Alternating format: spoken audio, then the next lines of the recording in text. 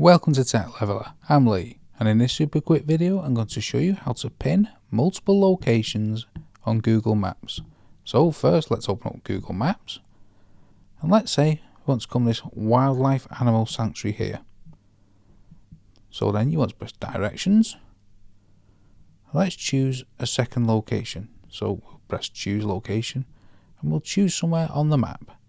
So we're in the sanctuary and then we want to go to the middle of Denver here. This will then quickly work it out for you. So this is the route. However, we want to add extra pins. So you can press these three little dots at the top here.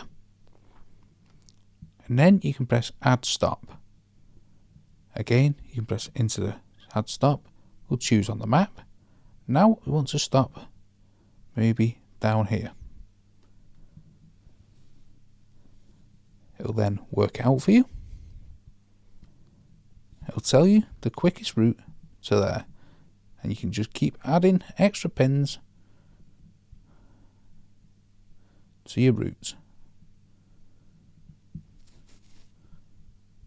Once you've completed, you press done, and then it'll work out a route for you.